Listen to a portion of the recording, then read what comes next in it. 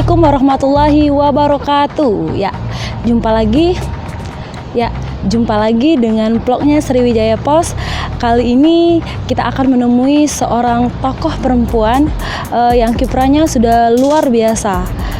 Nah, ada ungkapan yang mengatakan di balik suksesnya seorang pria tentu ada wanita hebat di baliknya. Nah, sepertinya ungkapan ini cocok untuk seorang tokoh yang akan kita temui sekarang. Penasaran siapa? Yuk ikutin kita.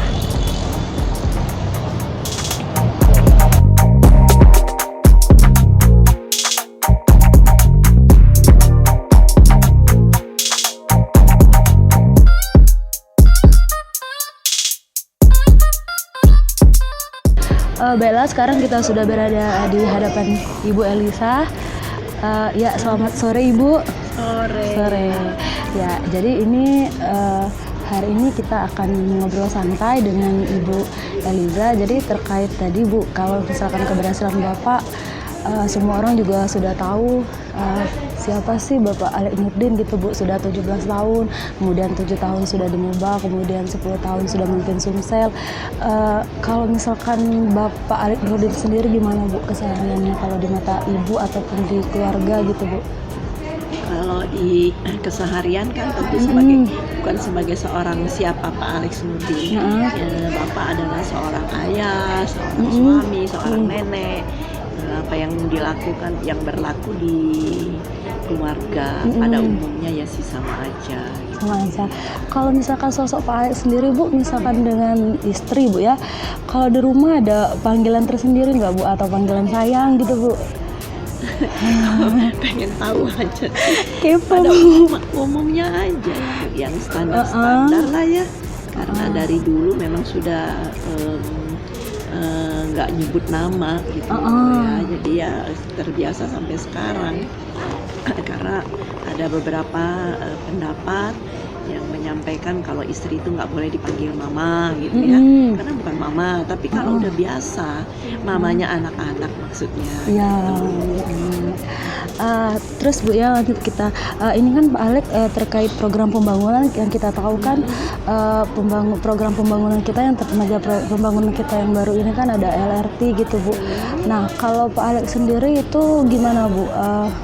Ibaratnya sejauh mana peran Ibu, ataukah misalkan dalam suatu ini program itu Pak Alex ikut nggak diskusi tentang ini ke ibunya gitu? Kalau urusan kedinasan kita tuh tidak pernah diskusi, tapi menceritakan iya. Diskusi bukan kapasitas saya.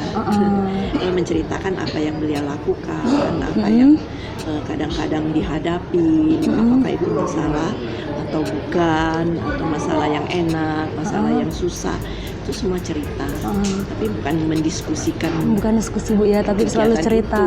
Mungkin momen-momen sebelum tidur gitu Bu ya ceritanya. Nggak harus dong. Lagi santai. Di mana ada waktu aja. Lagi santai gitu Bu, lagi nonton ya. Kesempatan kita ngomong. Ini terkait dengan cita-cita Bapak Bu ya. Kira-kira apa sih cita-cita Bapak yang belum terwujud lagi tuh Bu, yang belum tercapai dari Bapak?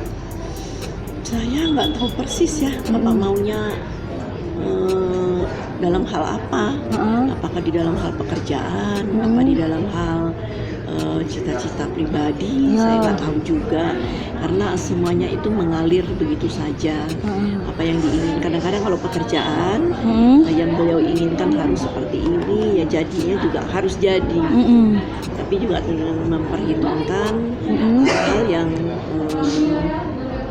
bermanfaat atau tidak, atau hal-hal yang apakah itu bisa dilakukan sesuai kemampuan atau tidak. Tentu cita-citanya pasti banyak.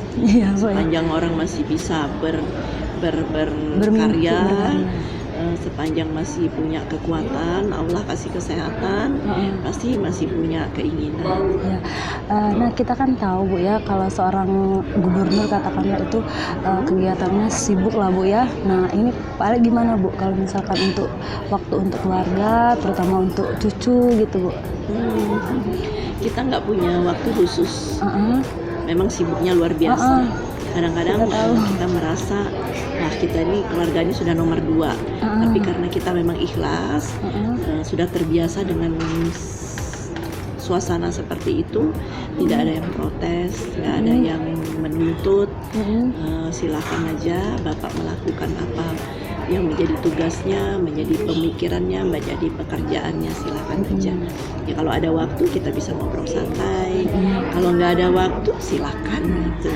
Nah, mungkin kalau misalkan ngomongnya suka dan duka ya Bu ya, suka dan duka selama mendampingi Bapak 7 tahun di daerah, mimpin daerah, sama 10 tahun di Sumsel gitu Bu. Apa Bu suka dukanya? Saya kalau mau mengingat semua tuh udah lupa ya. Tapi dalam perjalanan hidup pasti ada lah. Ada yang sangat kita sukai, ada juga hal-hal yang tidak kita sukai, pasti ada. Tapi saya tidak pernah mengingat satu persatu, aku gak suka yang ini, aku paling suka seperti ini juga, enggak lah. Jadi sesuai dengan kondisi pada saat ini aja. Saat ini kita lagi suka apa ya suka gitu.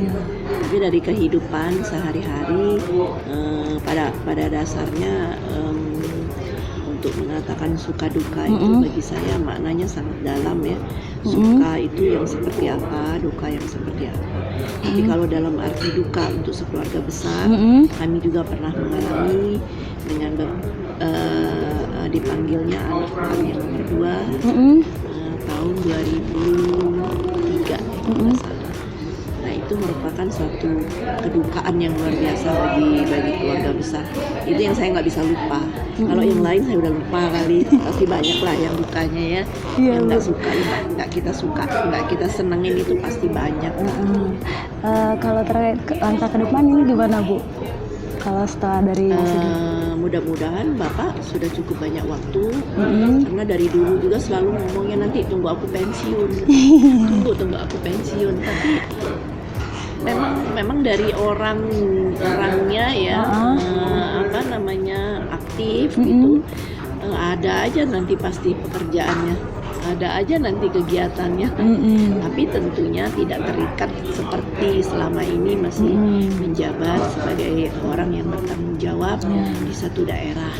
Kalau misalnya contohnya Bu terkait sama Bapak tadi bilang katanya nanti setelah Bapak pensiun apa sih rencananya, misalnya setelah Bapak pensiun kita kesini yang belum Nggak gitu aja, banyak sih. Bapak tuh suka beli buku, bukunya numpuk. Kadang-kadang masih di dalam bungkusan tuh nggak sempat baca Bu ya? Baca nanti kalau aku pensiun katanya. Waduh, perkembangan di dalam buku itu sudah berubah kali. Tapi nanti aku pensiun baru banyak baca buku, baru banyak mendalami hal-hal lain. Nah, terutama juga mungkin bisa agak santai dengan keluarga yang sudah sangat lama tidak kami rasakan kebersamaannya itu. Jadi waktunya lebih banyak Bu untuk keluarga. Ya waktu untuk segala hal itu tidak diatur ya, tidak diikat dengan beban pekerjaan. Jadi lebih artinya waktunya lebih banyak Bu ya? Waktunya ya insya Allah lebih banyak. Tapi saya nggak tahu juga ke depan kalau beliau masih banyak lagi rencana, ya akan kembali lagi lah seperti ini. Banyak sibukan. Ini ada rencana yang katanya isunya Bapak mau lanjut ke DPR, itu gimana Bu? Itu bukan isu. Oh sudah ini ya? Udah betul. Udah resmi. Tinggal rakyat Sumsel, masyarakat Sumsel aja yang menentukan pilihan. Ya kan banyak calon. Bukan dari satu partai pun calonnya banyak. Jadi mau nggak mau ya kita pasti berbagi. Ya.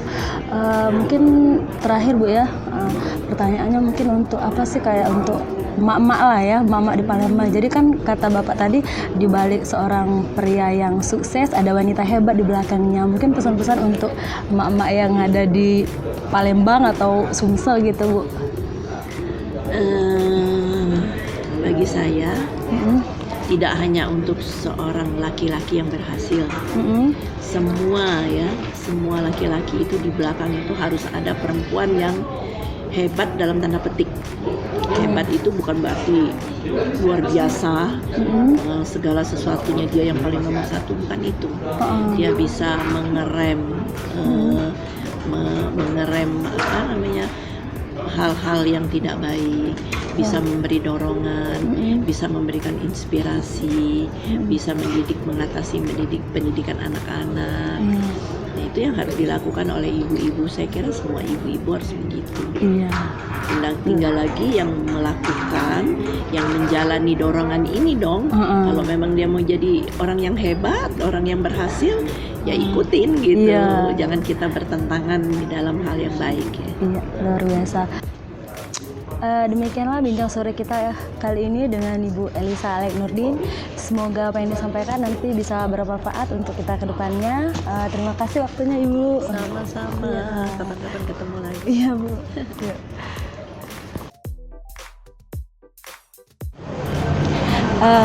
Baiklah, demikianlah vlog Sriwijaya Post untuk tema Wong Kito hari ini. Sampai berjumpa di vlog selanjutnya. Dan jangan lupa like, komen, dan share.